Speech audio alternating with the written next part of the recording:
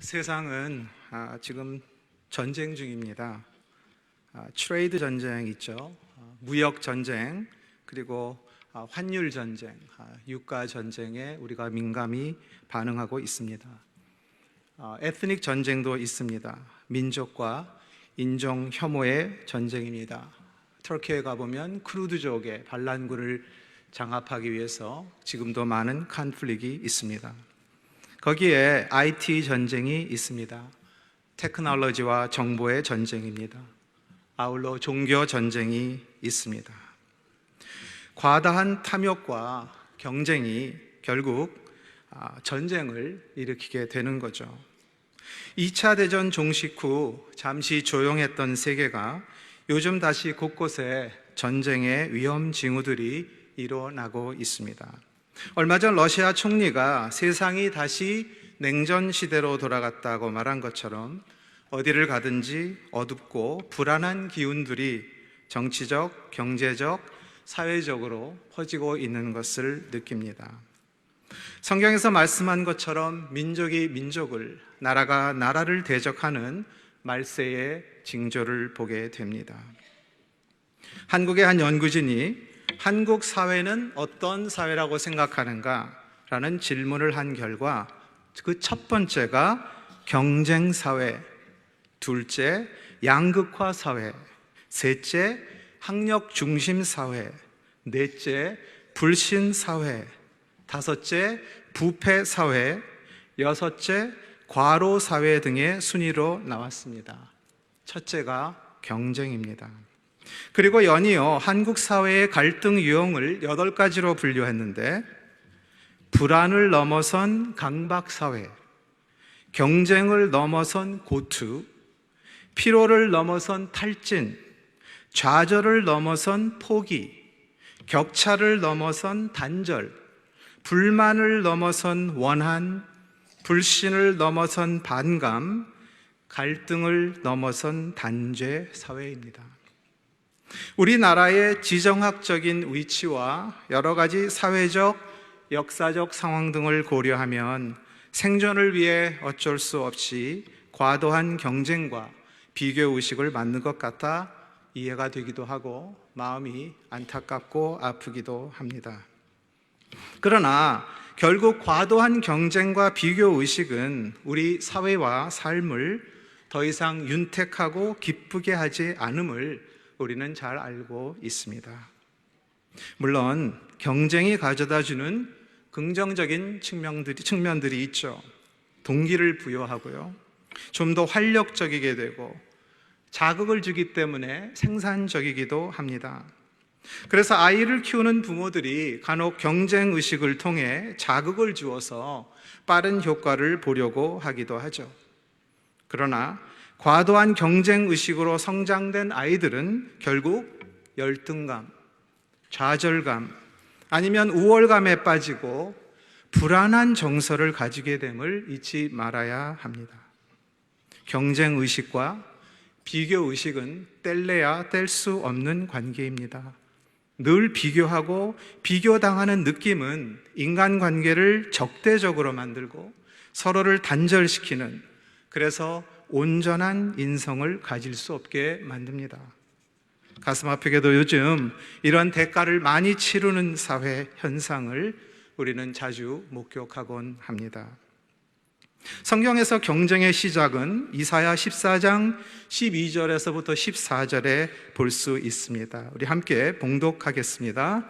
너 아침의 아들 계명성이여, 어찌 그리 하늘에서 떨어졌으며 너 열국을 엎은 자여, 어찌 그리 땅에 찍혔는고?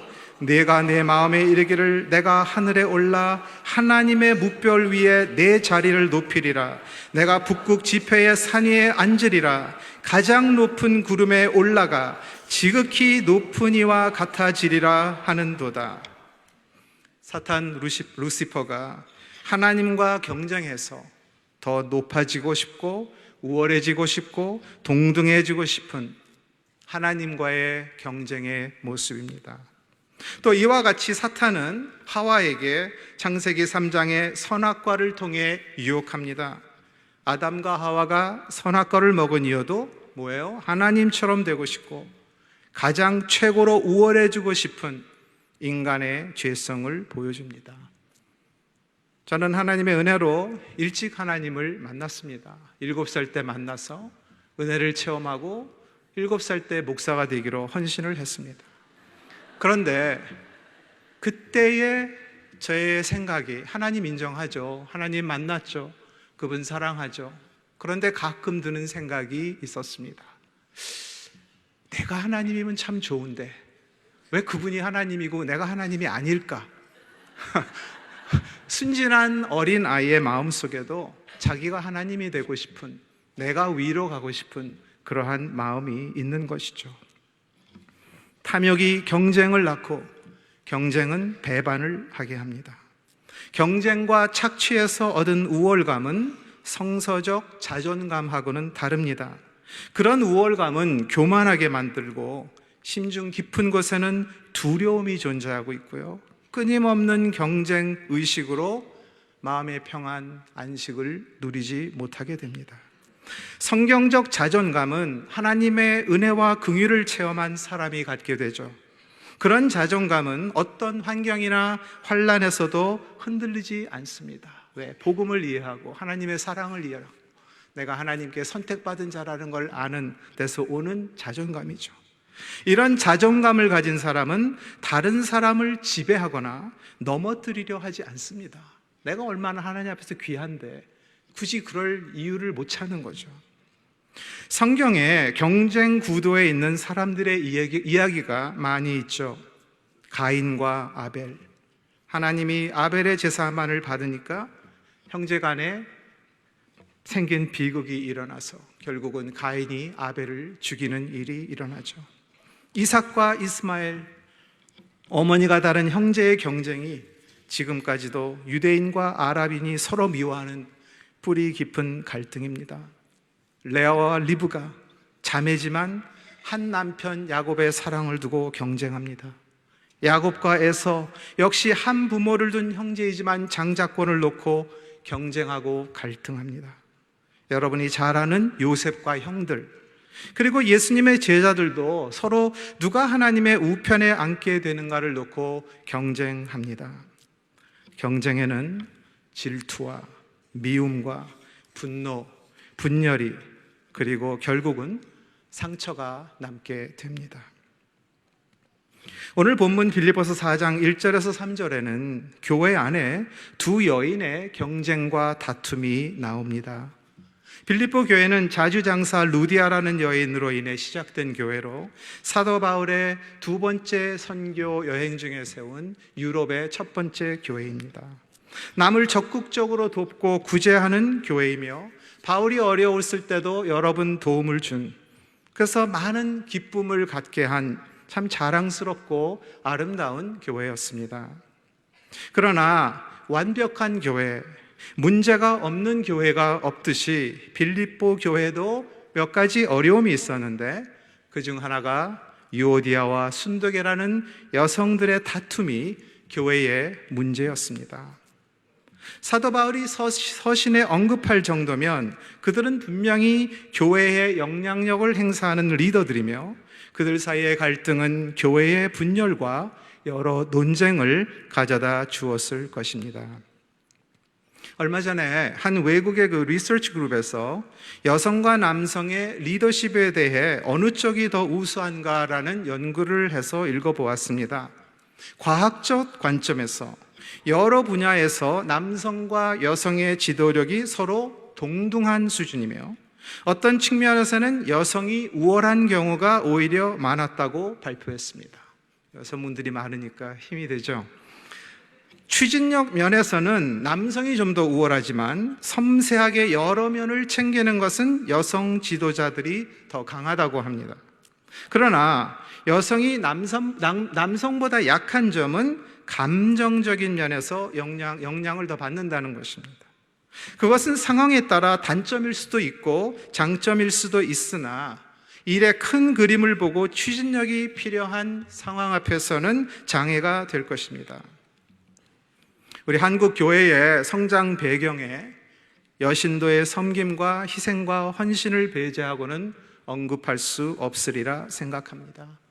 우리 교회만 해도 순장님들, 성가대, 여러 모임들 압도적으로 여성분들이 많습니다. 제 생각에 천국에 가면 여신도가 훨씬 많지 않을까 생각이 듭니다.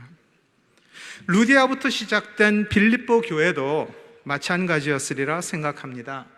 성경엔 유오디아와 순두계가 구체적으로 무엇을 놓고 서로 갈등이 시작되었는지는 정확히 기록되어 있지 않지만 교회 내의 주도권과 발언권에 관련된 의견 차이와 경쟁 의식이라고 생각됩니다. 만약에 교리에 대한 의견 차이라면 사도 바울은 분명 대립된 교리를 서신에 언급하며 정리를 해 주었을 것입니다. 근데 그렇지 않았어요. 왜? 교리에 대한 문제가 아니기 때문에. 거기에 빌립보가 당했던 어려움 가운데 극심히 가난하기도 했고 많은 핍박도 있던 교회입니다.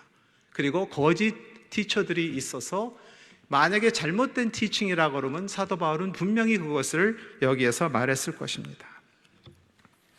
사도 바울은 분쟁을 일으키는 유오디아와 순두계를 정죄하거나 누가 옳고 그른 것을 따지지 않고 그 둘을 똑같이 사랑으로 권면하고 있습니다. 본문 9절에 나오는 사도 바울의 권고를 통해서 우리는 교회 안에서 생기는 경쟁과 갈등을 어떻게 대처해야 하는지 깨달을 수 있습니다. 첫 번째로 주 안에 서는 것입니다. 주 안에 굳게 서는 것입니다. 사람은 죄를 짓게 되면 하나님 안에서 자신의 정체성이나 본분을 잃어버리거나 심지어 너무 힘드니까 포기하려 하기까지 합니다. 아버지이기를, 어머니이기를 포기합니다. 자식도 마찬가지입니다. 심지어 목사도 그럴 수 있습니다. 너무 힘들고 버겁고 스스로 자격이 없다, 이미 실패한 인생이야 하면서 포기하고 싶어지는 거죠. 유오디아와 순두계의 갈등이 교회 안팎으로 번져 나갈 때 어쩌면 차오르는 감정으로 자폭하고 싶어지는 마음이 들을 수 있었을 것입니다. 싸움에 몰두하면요, 이성적이 되기가 힘들어요. 감정에 휩싸이게 됩니다.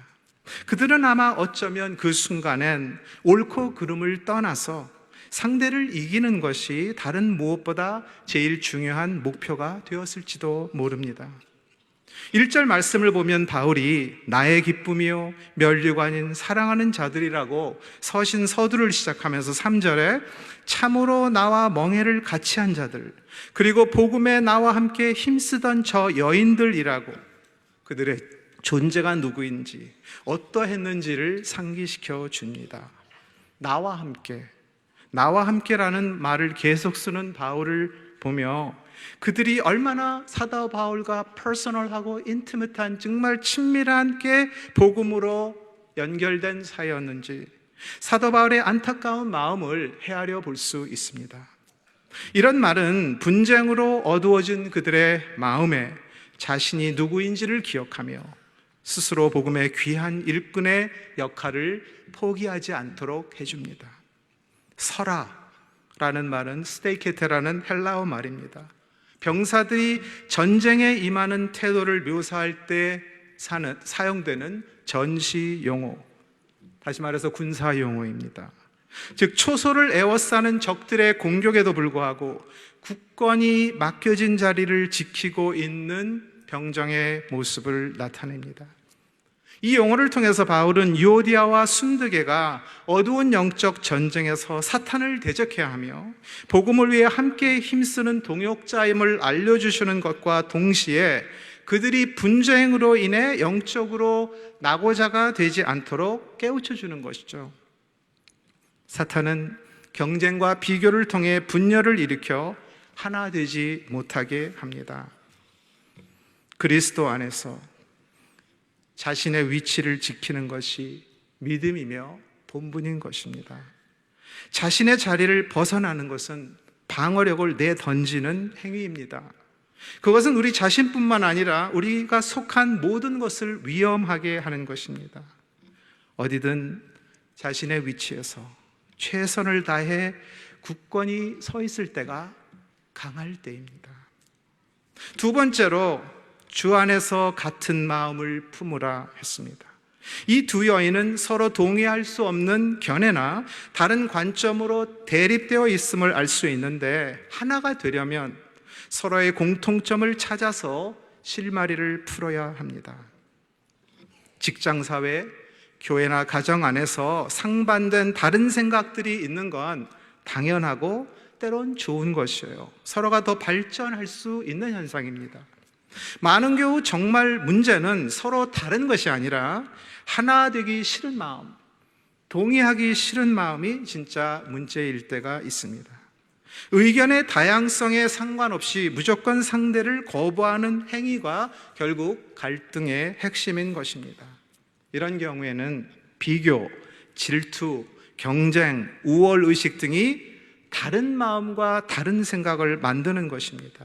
그러니까 화합을 못하는 게 아니라 원하지 않는 것입니다. 표면상의 문제가 진짜 문제가 아니기 때문입니다. 빌립보서 2장 5절에 너희 안에 이 마음을 품으라 곧 그리스도의 예수의 마음이니 했습니다. 주 안에서 같은 마음을 품는 것은 자신을 비우는 마음에서 시작됩니다. 빌립보서 2장 5절 이후에 말하는 하나님과 모르페가 같은 그 형체가 같은 예수 그리스도가 인간이 되어 내려오셔서 십자가에 달려 죽으시기까지 종이 되시고 순종하신 그 인카네이션의 그 성육신의 그 모습대로 낮아지고 비우는 데서 시작되는 것입니다. 나의 상처, 나의 아픔, 나의 패배감, 나의 분노, 나의 안위나 명성을 지키다 보면 그리스도의 마음은 품을 수가 없습니다. 그리스도의 마음은 내려놓는 마음이며 자신을 비우는 마음입니다. 우리가 주 안에 거하고 주님을 자꾸 바라보고 그분의 생각에 쌓여 있을 때 가능한 일입니다.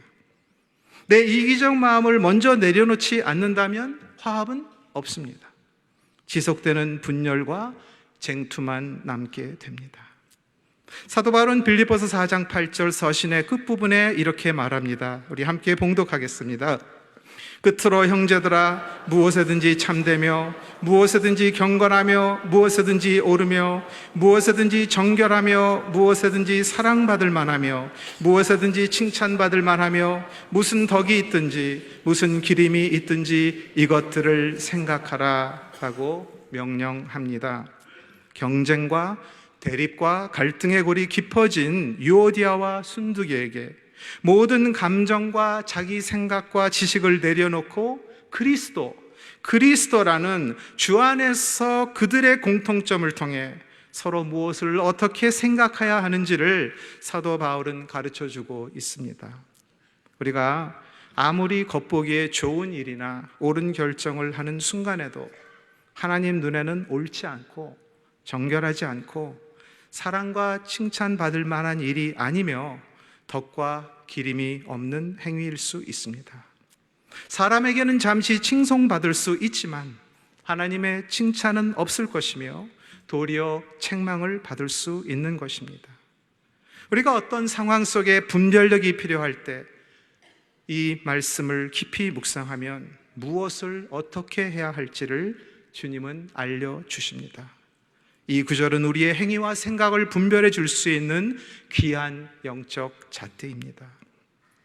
세 번째로는 도우라입니다. 저 여인들을 도우라.